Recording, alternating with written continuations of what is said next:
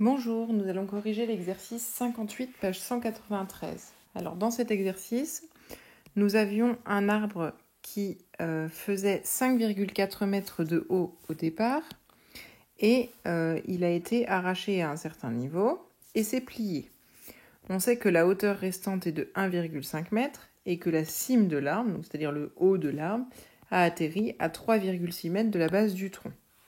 Alors déjà, on s'intéresse à la longueur de la partie supérieure de l'arbre, donc à cette longueur-là, de la cassure jusqu'au sommet. Alors cette longueur-là, pour la calculer, on va imaginer que l'arbre s'est redressé, et s'il est redressé, il fait 5,4 mètres. Donc on va faire une soustraction. En gros, cette partie-là plus ça doit faire 5,4 mètres.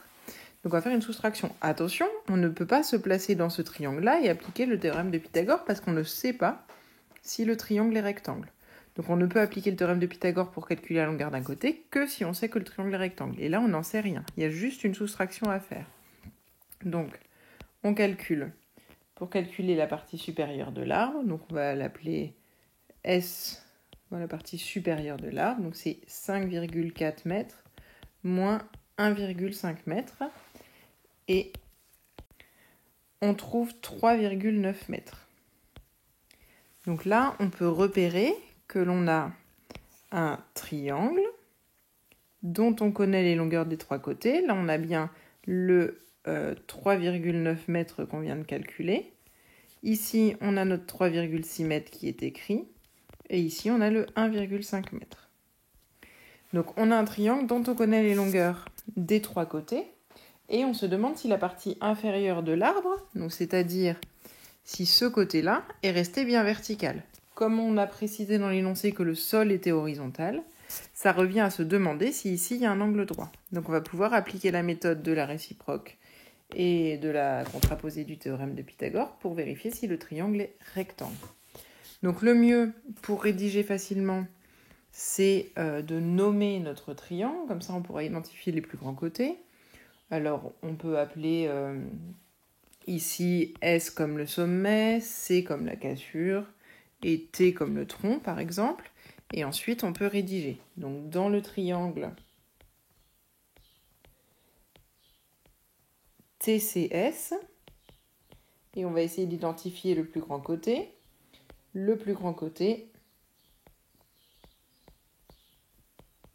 ici, donc si on regarde les longueurs, c'est le côté CS. Alors là, comme on parle du côté, on parle d'un segment, donc on met des crochets. On va calculer CS au carré, c'est-à-dire 3,9 au carré. Ça nous fait 15,21. À part, donc j'attire votre attention sur le fait que là, il faut bien séparer les calculs. On ne sait pas encore s'il y a égalité, donc on n'écrit pas les calculs au même endroit. À part, on va calculer CT au carré plus TS au carré. Donc ça nous fait 1,5 au carré plus 3,6 au carré. Donc on a 2,25 plus 12,96. On additionne les deux. Et on trouve aussi 15,21. Donc on a bien séparé nos calculs. Et maintenant on observe nos résultats. Donc ici, quand j'observe les résultats, je vois que j'obtiens la même chose. Donc je vais pouvoir conclure. Donc CS au carré est bien égal à CT au carré plus TS au carré. Donc si c'est égal, je vais pouvoir utiliser la réciproque du théorème de Pythagore pour dire que le triangle est rectangle. Si jamais j'avais trouvé ici des valeurs différentes, j'aurais dit que ce n'était pas égal et j'aurais utilisé la contraposée pour dire que le triangle n'était pas rectangle. Donc là, on a une égalité, donc on va écrire d'après la réciproque du théorème de Pythagore,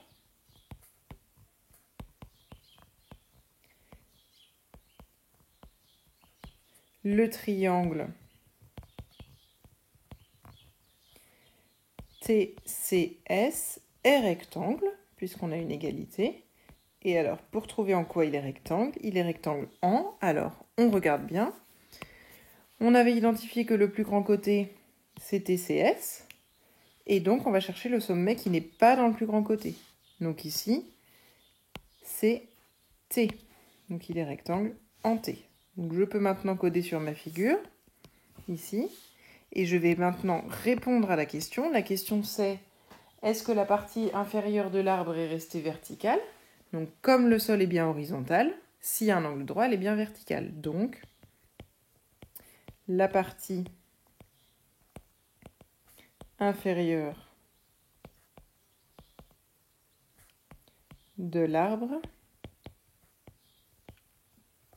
est restée verticale.